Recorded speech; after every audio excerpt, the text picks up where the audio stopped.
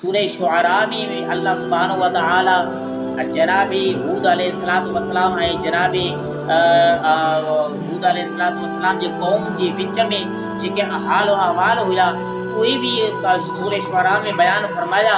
उन खां बाद में जेकी नयूं ॻाल्हियूं सूरह शुअरा में आहिनि उहे ही आहिनि जेके जनाब हूद अलैहिस्सलातु वस्सलाम उन्हनि जे कमनि ऐं उन जे करतूतनि जे बारे में जनाब हूद अलैहिस्सलातु वस्सलाम निशानदी करे फरमायो अतबनून बिकुल्लि रियन आयतन तअबसून, ऐं मुंहिंजी क़ौम तव्हां हर दड़े ते निशान ठाहे करे अजायो उन में मशगूल रहो था पिया। यानी के हिकु रिवायत आहे के हज़रत हूद अलैहिस्सलातु वस्सलाम जी जेका क़ौम हुई उहा क़ौम वॾनि जॻहनि ते ऐं वॾनि जबलनि ते वञी करे इमारतूं वॾा वॾा ठाहींदा हुया। उन खां बाद में हर वाट वेंदड़ इंसान जे मथां, हर वाट वेंदड़ मुसाफ़िर ऐं जमायत ऐं काफ़िले जे मथां, उन्हनि जे गुज़रण वारनि जे मथां उन्हनि जी मज़ाक उन्हनि जे मथां कंदा हुया, उन्हनि जी मज़ाक उड़ाईंदा हुया ऐं उन्हनि खे तकलीफ़ कंदा हुया ऐं उन्हनि खे जेका सुआ उन्हनि बेहूदा उन सां हरकतूं कंदा हुया। तो अल्लाह जे नबी फरमायो कि ये तव्हांजा कम बिल्कुलु इंसानियत खां किरियल अमल आहिनि, इन्हनि जो कोई बि फ़ाइदो न आहे, न दुनिया जे फज़ूल ख़र्ची आहे। तव्हां एॾो वॾनि दड़नि ते एॾा निशान छाजे लाइ ठाहियो था पिया?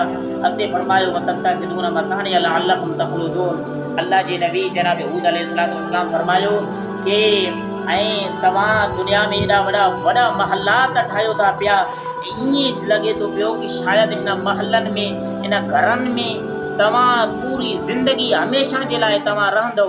हज़रत ज़ी वक़ार उलमाए किराम फरमाइनि था हिन हदीस हिन आयत जे तहत उलमाए किराम फरमाइनि था कि हज़रत इब्न उमर रज़ियल्लाहु ताला अन्हु का रिवायत आहे हुज़ूर मुस्तफ़ा करीम सल्लल्लाहु अलैहि वसल्लम फरमायो जनाबे इब्न उमर रज़ियल्लाहु ताला अन्हु जे हथ खे पकड़े करे आका अलैहिस्सलातु वस्सलाम फरमायो ऐं इब्न उमर दुनिया में ईअं रह जीअं वाट वेंदड़ या मुसाफ़िर इंसान तूं आहीं, यानी तूं दुनिया में ईअं रह जीअं गोया कि जीअं हिकु वाट वेंदड़ जॾहिं कंहिं उते लिंघंदो आहे पोइ उते पंहिंजे लाइ का वतन उनखे न सम्झंदो आहे, या मुसाफ़िर पंहिंजे घर खां ॿाहिरि रहंदो आहे त उन घर खां ॿाहिरि उन इलाइक़े खे पंहिंजो वतन न जेका सो सम्झंदो आहे, बल्कि उहो हमेशह इहो सम्झंदो आहे कि मां कुझु ॾींहंनि जे लाइ हिन जेका सो इलाइक़े में हिन वतन में जेका सो रही रहियो आहियां। उहे इब्न उमर आका अलैहिस्सलातु वस्सलाम फरमायो त हे इब्न उमर तूं दुनिया में ईअं रह गोया कि तूं मुसाफ़िर आहीं,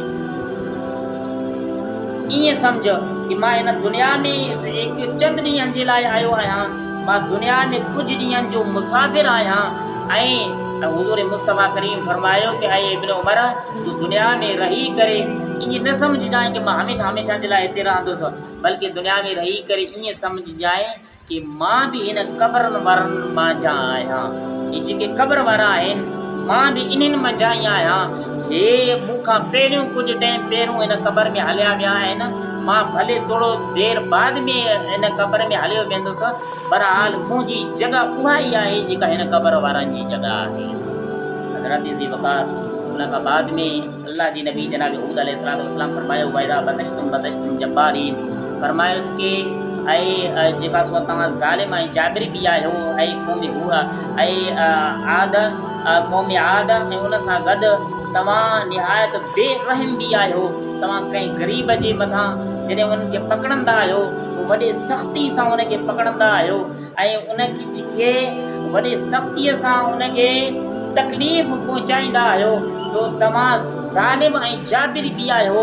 तव्हांखे ग़रीबनि ऐं मिसकीननि जे मथां को बि रहम कोन ईंदो आहे। उन खां बाद में अल्लाह सुब्हानहु व तआला जे नबी जनाब हूद फरमायो वत्तक़ुल्लज़ी अमद्दकुम बिमा तअलमून अमद्दकुम बिअनामिन व बनीन व जन्नातिन व उयून इन्नी अख़ाफ़ु अलैकुम अज़ाब यौमिन अज़ीम। जनाब हूद अलैहिस्सलातु वस्सलाम फरमायो भाई मुंहिंजी क़ौम तव्हां उन रब खां डिॼो जंहिं तव्हांजी मदद कई उन कमनि सां जेके तव्हां ॼाणो था। उन रब तव्हांजी मदद कई जानवरनि सां ऐं तव्हांखे औलाद ऐं पुट सां तव्हांजी मदद कई, तव्हांखे बाग़ात ऐं चश्मा तव्हांखे ॾिनाई, पोख तव्हांखे ॾिनाई, तो इन सभई नेमतूं तव्हांखे उन ॾिना, तो उनजो जेका सो आहे उनजो शुक्र अदा करणु तव्हांजे मथां वाजिबु आहे। तो हज़रत ज़िबकार उन क़ौम वारनि चयो कि क़ौम आद चयो कि ऐं हूद तूं असांखे ड्रिजारी या न ड्रिजारी, तूं असां में वाज़ ऐं नसीहत तक़रीर करे या न करे, बहरहाल असां उअं ई आहियूं जीअं पहिरियों आहियूं। इन हाल अलाह ख़ुलुक़ुल अवलीन, या असांजे मुआशिरे जा बि कुझु इहे अहवाल आहिनि कि उलमाए किराम जेको बि माना वाज़ो नसीहत कनि उन में का बि जेका सो आहे असांजे मुआशिरे में का तब्दीली न ईंदी। तो हज़रत ज़िबकार गोया कि असांजे मुआशिरे जे माण्हुनि जा बि इहो ई हाल आहे कि तव्हां जेका सो आहे अल्लाह जी नबी फरमायो कि आलिम मूं असां नबियुनि जा वारिस आहिनि। ख़त्म नबूवत ख़त्म थी चुकी आहे, न कोई नबी ईंदो मूंखां बाद में, न कोई रसूल ईंदो। इहा आलिम सवरा अल्लाह जे नबी जे दीन जा तबलीग कंदा रहंदा, अल्लाह जी क़ुरान ऐं हदीस तव्हांखे सम्झाईंदा रहंदा। तो भले हादा तव्हां इन जे ॻाल्हि खे ॿुधी करे उन जे मथां अमल कयो। तो बहरहाल असांजे मुआशिरे जो इहो ई हाल आहे कि जीअं क़ौम आद चयो कि असां में तूं वादो नसीहत करे या न करे असांखे कोई फ़ाइदो न मिलंदो। बहरहाल आख़िर में अल्लाह फरमायो कि फ़क़त सबूह फ़अलक़ना नबी ज़ालिक लआया, ऐं हबीब करीम उन्हनि क़ौम आद जनाब हूद खे कूड़ो चयो ऐं असां उन क़ौम आद खे हलाक करे छॾियोसीं। उहो उन जे मथां अज़ाब आयो। तो भले हाल उन क़ौम आद जे मथां अज़ाब कहिड़ो हुयो? तो हज़रत ज़िबकार कि क़ौम आद जे मथां इहो अज़ाब हुयो कि रब सुब्हानहू व तआला हज़रत हूद अलैहिस्सलातु वस्सलाम जी जेका सो आहे मौज़ू हुयो जेकॾहिं हलायूं आहे त कलाक ॾेढ कलाक जी मौज़ू हली वई आहे। मां जल्दी में उहो मौज़ू थोड़नि लफ़्ज़नि में समेटे छॾियो आहे कि जॾहिं हज़रत हूद अलैहिस्सलातु वस्सलाम जी क़ौम जे मथां बरसाति 3 सालनि खां वरी बंदि थियो। तो हज़रत हूद अलैहिस्सलातु वस्सलाम 70 माण्हू उन्हनि खे मोकिलियो मके ॾांहुं कि उनखे चयो कि वञी करे बैतुल्लाह शरीफ़ मां चिमिड़ी करे तव्हां अल्लाह जे लाइ बरसाति जो दुआ घुरो। जॾहिं उहे विया तो मके जे अमीर जी जेका उनजो अमीर हुयो उन वक़्त जो उनजो नालो हुयो मुआविया बिन बकर। उन जी जेका माउ हुई उहा क़ौम आद मज़ा हुई। ही बि क़ौम आद मज़ा हुया। जनाब हूद जी जेका क़ौम हुई उहा क़ौम आद हुई ऐं मके जी अमीर जी माउ बि क़ौम आद मज़ा हुई। भलियादा इन रिश्ते जे करे उहे जॾहिं 70 माण्हू मके जे अमीर वटि पहुता, उन सरदार वटि पहुता, उनखे रहायो, महिमान नवाज़ी कयूं ऐं उते ई जेका सो आहे उनखे ख़ुशी अची वई। पंहिंजे जेका मुल्क ऐं वतन जा जेके दुख हुया उनखे विसरी विया। हता कि ही उते महीनो रहणु लॻा, हिकु वॾो अरसो महीनो रहणु लॻा। त उन खां बाद में उन मके जे अमीर ॾिठो त हाणे त ही वञण जो नालो ई कोन वठी रहिया आहिनि। त उहो कुझु औरतूं उनखे हुकुम ॾिनो कि तव्हां इन जे अॻियूं जेका सो आहे अची करे ही शेर पढ़ो, यानी गाना बि तव्हां चओ कि ऐं हिननि खे जीअं पंहिंजे वतन ॾांहुं वञण जो अहसासु बि थिए। तो भले हाल था जॾहिं उन्हनि औरतुनि इहे शेर पढ़िया उन्हनि खे पंहिंजे वतन जो वञण जो जॾहिं अहसासु थियो, उन्हनि चयो कि हाणे वञी करे बैतुल्लाह ॾे वञी करे दुआ करूं। उन्हनि मज़ा हिकु शख़्स हुयो, उहो हज़रत हूद अलैहिस्सलातु वस्सलाम ते जेकी ईमान आंदो, उन चयो कि मां तव्हां सां गॾु न हलंदुसि जेसीं ताईं तव्हां कुफ़्र ऐं शिर्क खे छॾे करे तव्हां तौबा न कंदो, तेसीं ताईं अल्लाह तव्हांजी दुआ खे क़बूल न फरमाईंदो। बहरहाल उहो उन्हनि खां अकेलो थी वियो।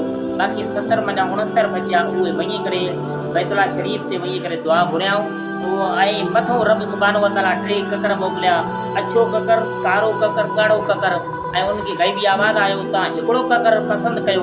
उन चयो त असां कारो ककर पसंदि कंदा रही, इहो घणो मींहुं वसाईंदो आहे।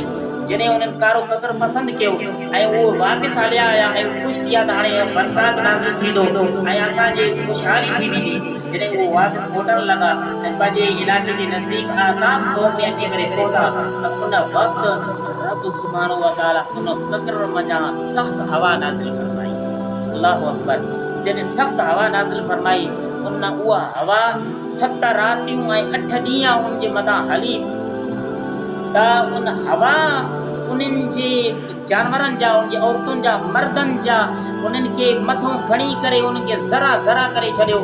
तो ऐं कुझु रिवायतनि में इहो अचे थो पियो कि उहे अहिड़ी वाय ऐं हवा नाज़िल थी कि उहा हवा खे ॾिसी करे जॾहिं उनजा मर्द हेठि मथे थी विया उन हवा उनखे हेठि मथे जेका सो ज़रो ज़रो करे छॾियो।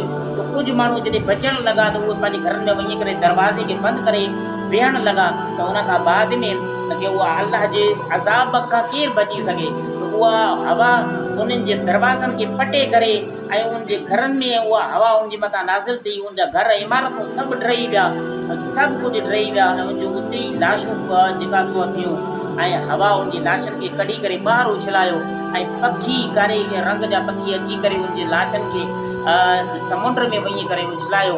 ऐं कुझु रिवायतनि में अचे थो कि उन हवा वारी आंदो ऐं उन वारीअ में उहे पूरजी विया।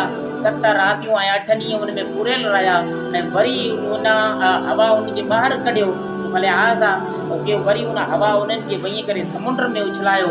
उहे समुंड में वञी करे रब सुभाणे व ताला उनजे मथां इहो अज़ाब नाज़िल कयो। ऐं जनाब हूद ऐं उनजी जेका मोमिन उमती हुया उहे हिकु कार में अलाह जी पनाह वठी रहिया हुया ऐं उहा हवा उन्हनि जी जेका थधी हीर लॻे पई त हज़रत जी ज़िमकार उहा क़ौम ईअं हलाक थी वई। उन खां बाद में रब सुभाणे व ताला जनाब हूद अलैहिस्सलातु वस्सलाम उतां मुंतकिल थी करे हिजरत थी करे मके में वञी करे रहणु लॻा। पंहिंजी बक़ाया ज़िंदगी इबादत इलाही में मसरूफ़ गुज़ारियाऊं। ऐं क़ुरान पाक जे मुफ़सिर ख़ाज़िन अलैहिर्रहमा फरमाइनि था कि अलाह जा 99 जेके आहिनि नबी आहिनि उन्हनि जूं क़बरूं ज़मज़म मकाम इब्राहिम ज़मज़म ऐं हजर अस्वद जे विच वारे हिसे में आहिनि। ऐं उन्हनि मज़ा हज़रत हूद अलैहिस्सलातु वस्सलाम जी जेका क़बर शरीफ़ आहे उहे बि उते मदफून आहिनि, उनजी मज़ार शरीफ़ बि उते आहे। तो हज़रत ज़िमकार ही जनाब नूह अलैहिस्सलातु वस्सलाम खां पहिरें वारे बाद वारे जेका ॿी क़ौम हुई जंहिंजे मथां अलाह सुभाणे व ताला जी अज़ाब नाज़िल थी।